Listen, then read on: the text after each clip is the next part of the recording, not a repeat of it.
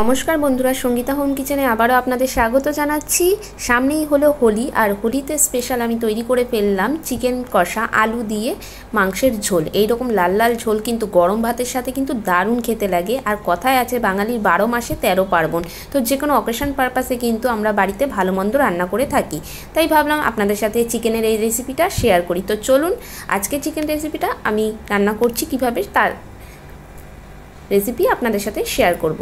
ঝালের জন্য 4টে কাঁচা লঙ্কা দিয়ে দিলাম, আর 3 টুকরো আদা দিয়ে দিলাম, আর 7 থেকে 8 কোয়া রসুন দিলাম, আর 2টো বড় বড় সাইজের পেঁয়াজ আমি কুচিয়ে ছোট ছোট টুকরো করে নিয়েছি।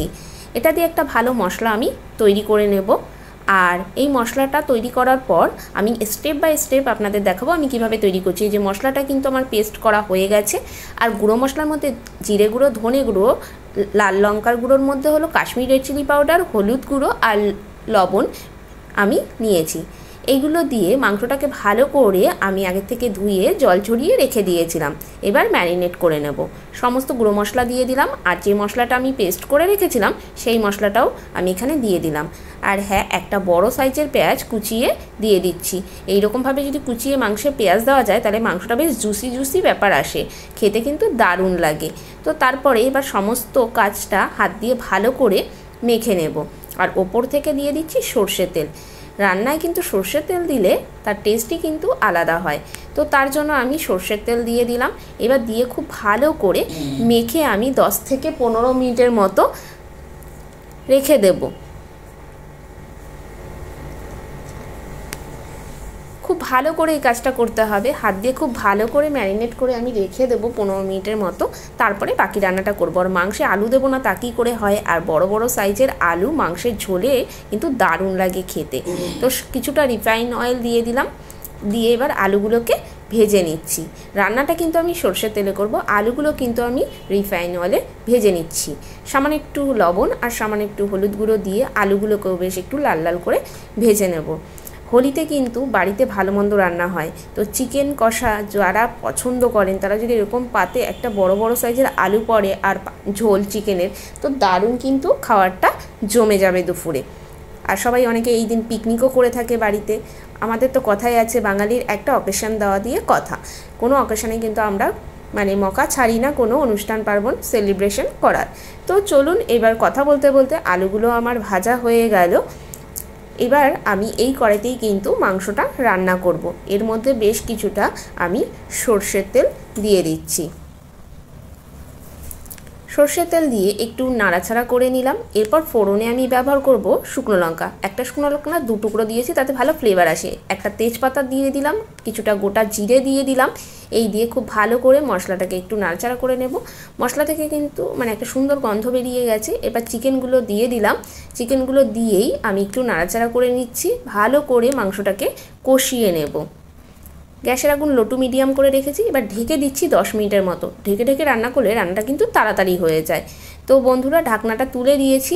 আবার দিয়ে আবারও ভালো করে একটু নাড়াচাড়া করে নিচ্ছি। ভালো করে নেড়ে চেড়ে নিচ্ছি। আর এখন কিন্তু গ্যাসের আগুন লো টু মিডিয়াম করে রেখে দিয়েছি। ঢেকে দিয়েছিলাম, আবারও বললাম ঢেকে দিলে কিন্তু তাড়াতাড়ি হয়ে যায়। দেখুন মাংসটা কিন্তু অনেকটা রেডি হয়ে গেছে। ওপর থেকে কিন্তু তেল ভাজতে শুরু করেছে। মাংস যত ভালো কষানো হবে রান্নার টেস্ট কিন্তু তত বেশি ভালো হবে। রঙটাও কিন্তু খুব সুন্দর এসছে। ঝালের জন্য কিন্তু কাঁচা লঙ্কা ব্যবহার করেছি, আর রঙের জন্য কিন্তু কাশ্মীরি রেড চিলি পাউডার ব্যবহার করেছি। তো মাংসটা কিন্তু অনেকটাই কষানো হয়ে গেছে, দেখতেই পাচ্ছ তোমরা।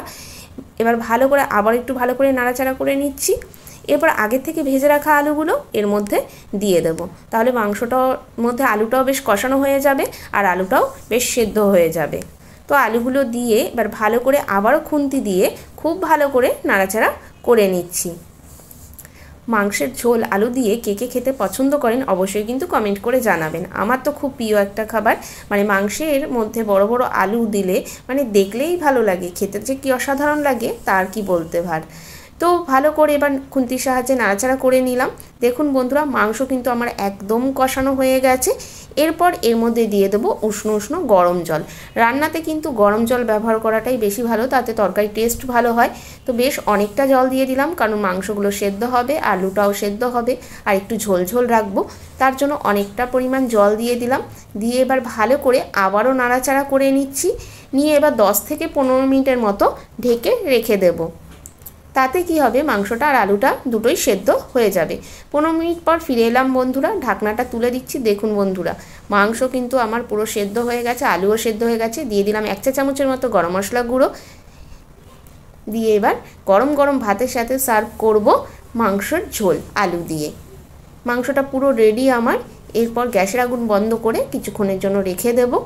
তারপরে গরম গরম ভাতের সাথে সার্ভ করব মাংসের ঝোল।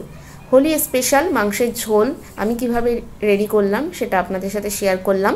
রেসিপিটা কেমন লাগলো অবশ্যই কমেন্ট করে জানাবেন।